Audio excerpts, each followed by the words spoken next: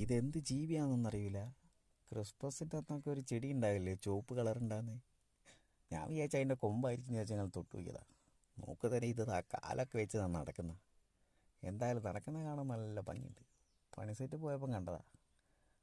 അവൻ ഞങ്ങൾ കാര്യം വെച്ച കൂണീൻ്റെ മുകളിൽ കൂടെ എങ്ങനെ മേലോട്ട് കയറിക്കൊണ്ട്. എന്തായാലും ചുള്ളിക്കമ്പരം കാണാൻ നല്ല ഭംഗിയുണ്ട്.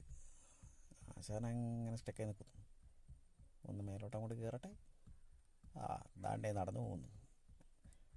എവിടെയോ ചെറിയെന്തോ ഒരു സ്റ്റാർട്ടിങ് ട്രബിൾ. അപ്പം ഞാനൊന്ന് തട്ടിക്കൊടുത്തു. അപ്പോൾ ആശാനങ്ങ് കയറി. ഇനി ഇതാ വേറൊരാൾ വരുന്ന, ഹെഡ്ലൈറ്റ് വെച്ചവൻ. അവൻ മണ്ണ് കിടന്നങ്ങനെ പെരണ്ട് കളിക്കുക. അവനെങ്ങനെയെങ്കിലും ഇവിടെ രക്ഷിക്കണം. കാരണം നിലം മൊത്തം ഉറുമ്പാണ്.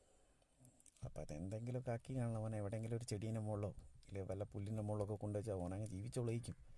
കാക്ക കൊത്തി കൊണ്ടുപോയി ഇല്ലേ കാണാം. ഇല്ലേ കോഴികൾ വന്നാലും ഇവനെ കൊത്തി തിന്നു. എന്തായാലും ഇവനെ അങ്ങ് രക്ഷിച്ചേക്കാം. പാവണ്ടാവും. ഹെഡ്ലൈറ്റൊക്കെ ഇട്ട് വന്നതാ.